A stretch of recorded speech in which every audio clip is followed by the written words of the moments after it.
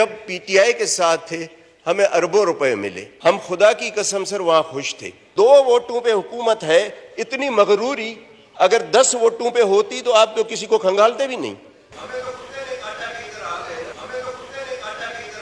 हम sir PTI के साथ थे इत्तेहादी, किसी वजह से किसी की मोहब्बत में किसी के प्यार में हम इस तरफ आ गए। जरदारी साहब से मेरी मुलाकात हुई, बिलावल साहब से। हमने कहा जी मुझे न वजारत चाहिए न ओहदा चाहिए, कुछ नहीं, मुझे इलाके के लिए डेवलपमेंट चाहिए। जरदारी साहब ने एहसन इकबाल को कहा, जरदारी साहब की उसने नहीं मानी।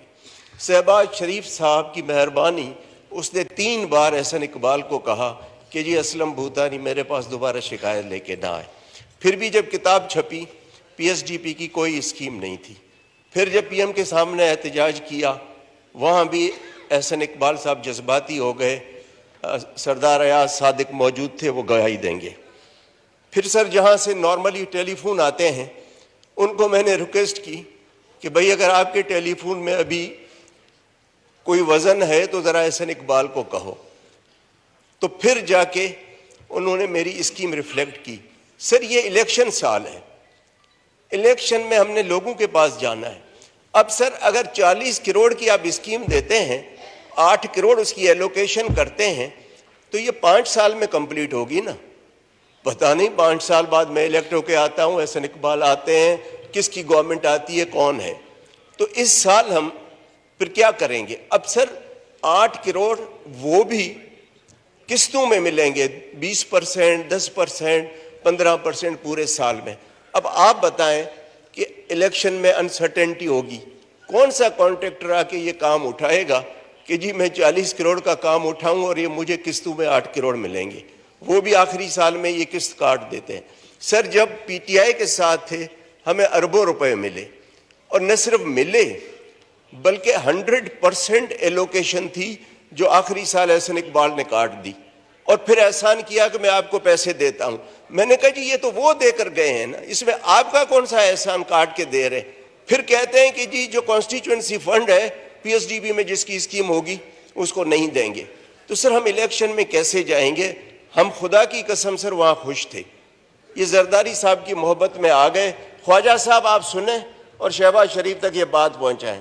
सर ये 2 वोटों पे हुकूमत है, इतनी मगरूरी अगर 10 वोटों पे होती तो आप तो किसी को खंगालते भी नहीं। सर आप प्लीज इस तरह करें। और ये सर मैं तो बोलता हूं, लेकिन जितने इत्तेहादी हैं सबके साथ यही रवैया है। कुछ शराबत में नहीं बोलते हैं, लेकिन हम सर नहीं कर सकते। तो सर ये नाइंसाफी है। मतलब अब जरदारी साहब ने 58 आदमी आपको करके दिए हुकूमत बनाने के लिए। शहबाज शरीफ साहब से गिला नहीं है, वो हद से ज्यादा इज्जत करते हैं। हमें सर पीटीआई में इज्जत नहीं थी, फंड्स बहुत ज्यादा थे, अरबों रुपए के फंड्स थे। अब लोग कहते हैं कि आप जाके वहां इज्जत कमाएं और हमें पीने का पानी न मिले। तो सर ये इज्जत को पीएम साहब की बड़ी मेहरबानी, जरदारी साहब पीएम साहब बहुत इज्जत करते हैं हद से ज्यादा।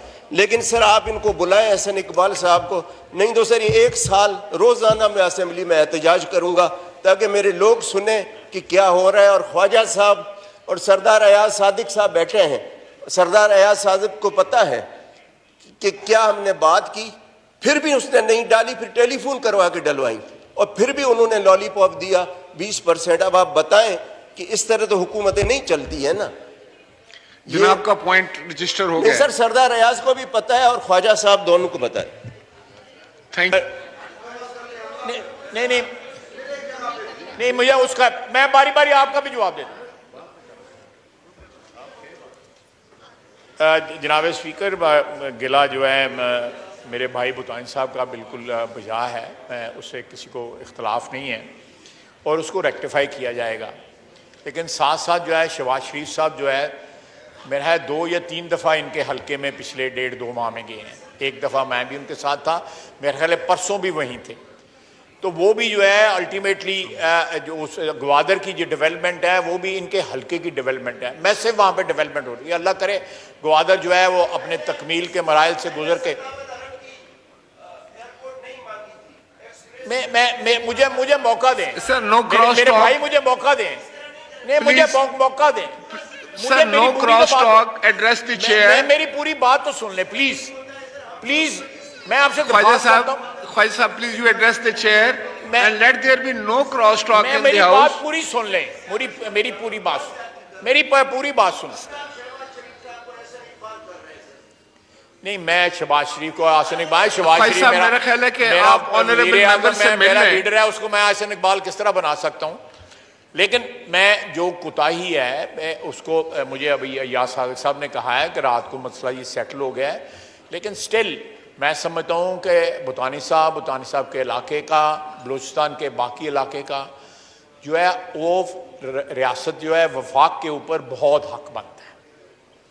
दहाइयों की महरूमियाँ हैं जो जिनका अजाला होना चाहिए।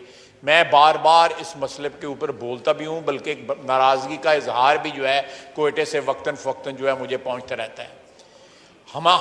हमने वहाँ पे, मैंने नेशनल सिक्योरिटी की मीटिंगों में भी ये बात की है कि वहाँ पे डेवलपमेंट जो है वो मैसिवली होनी चाहिए ताकि वो कंपनसेट हो सकें 70 साल की महरूमियों की वजह से।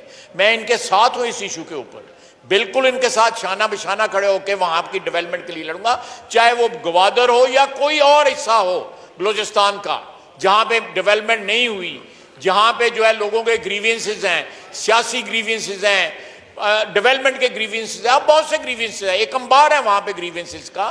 ये बात बिल्कुल जो मेरे भाई ने कही है 100% दुरुस्त है, बल्कि मैं उसका स्कोप जो है वाइडर कर रहा हूँ। उसका स्कोप सिर्फ गवादर तक नहीं रख रहा या इनके हलके तक नहीं रख रहा, तमाम हलकों में जो है लेके जा रहा हूँ।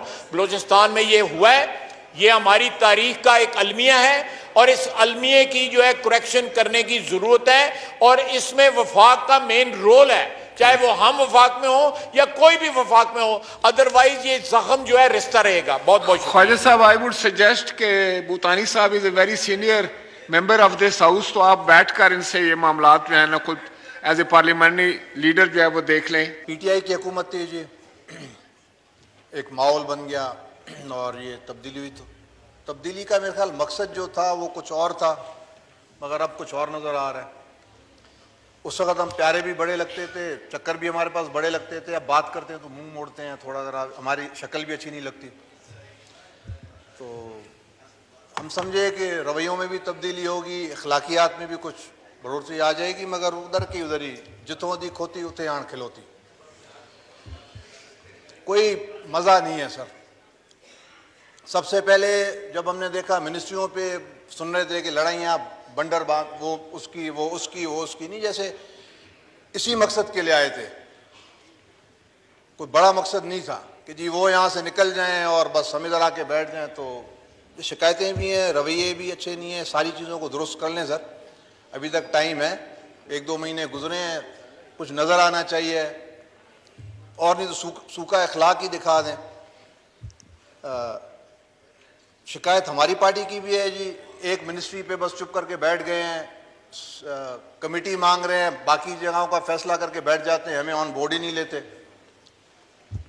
अगर छोटी मोटी मिनिस्ट्री मांगते हैं तो कहते हैं जी विदाउट पोर्टफोलियो। अब वो झाड़ू तो नहीं लगाना, विदाउट पोर्टफोलियो क्या करना है।